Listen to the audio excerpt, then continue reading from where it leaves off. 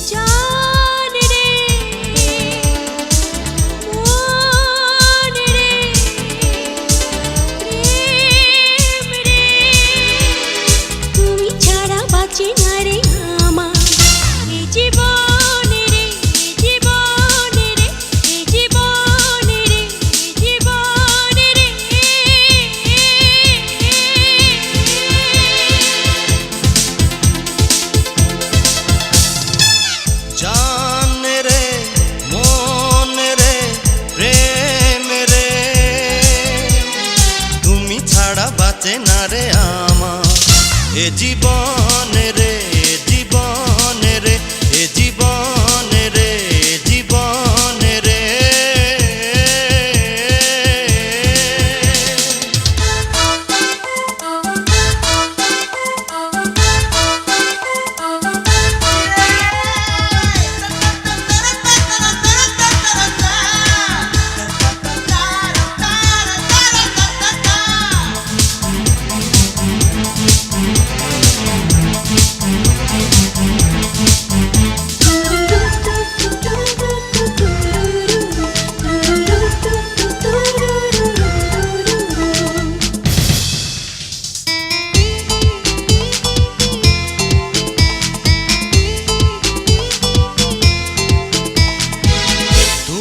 প্রথম আমাকে ভালোবাসা শেখালে,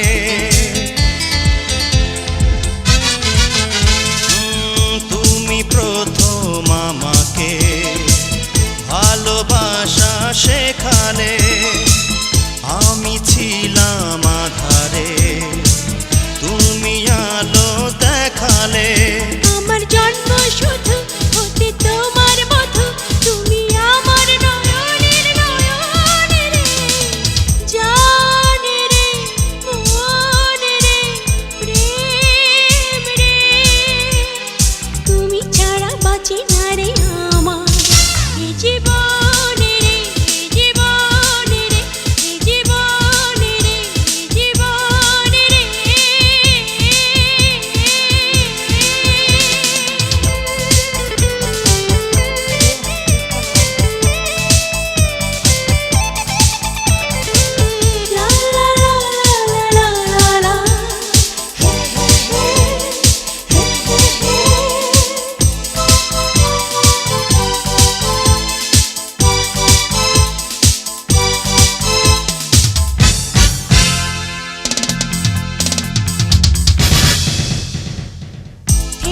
তুমি জীবনে যেও না গো আড়ালে,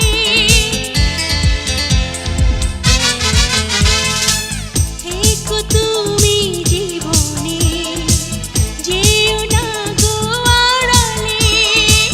পাগল হয়ে যাব যে কভু তুমি হারালে। আমি থাকবো পাশে তোমায় ভালোবেসে, তুমি আমার জীবনের জীবন রে। জান রে মন রে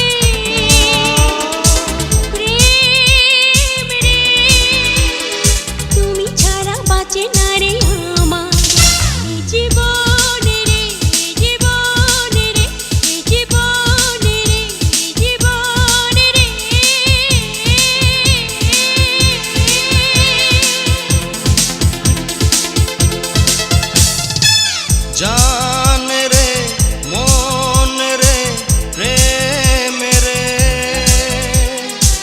তুমি ছাড়া বাঁচে না রে আমার এ জীবন রে জীবন রে এ জীবন রে জীবন রে।